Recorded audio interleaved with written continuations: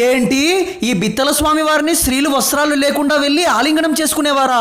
అవును. ప్రజెంట్ నేను కడప జిల్లా ప్రొద్దుటూరు నుంచి జమ్మలమడుగుకు వెళ్లే దారిలో దానవులపాడు అనే గ్రామంలో ఉన్నాను. దాదాపు 700 నుంచి 1000 సంవత్సరాల వెనుక కట్టిన ఈ గుడి 1904 సంవత్సరం వరకు భూమి లోపలే ఉండేది. బ్రిటిష్ వారు పాలిస్తున్న ఆ సమయంలో ఇక్కడ ఒక రైతు పొలం దున్నుతూ ఉండగా స్తూపాలు బయటపడ్డాయి. అప్పుడు తన మిత్రుడి సాయంతో మొత్తం తవ్వడం మొదలు పెట్టాడు.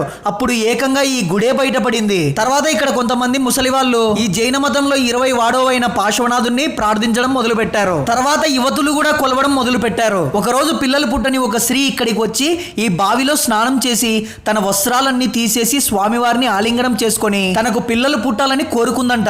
అప్పుడు ఆమెకు పిల్లలు పుట్టారంట. తర్వాత ఈ విషయం తెలిసిన పిల్లలు పుట్టని ఎంతో మంది స్త్రీలు ఇక్కడికి వచ్చి స్వామివారి దగ్గర ప్రతి ఒక్కరూ ఇక్కడికి రావడం, బావిలో స్నానం చేయడం, తర్వాత స్వామివారిని వస్త్రాలు లేకుండా ఆలింగనం చేసుకోవడం. ఈ వింత నమ్మకం గురించి బ్రిటిష్ వారికి తెలియడంతో ఇక్కడికి ఎవరు రాకుండా, ఈ గుడిలోకి ఎవరు పోకుండా బ్యాన్ చేశారంట. ఫుల్ వీడియోలో ఈ బిత్తల స్వామి గురించి ఇంకా చాలా రహస్యాలు చెప్పాను. ఇక్కడ క్లిక్ చేస్తే చూడొచ్చు.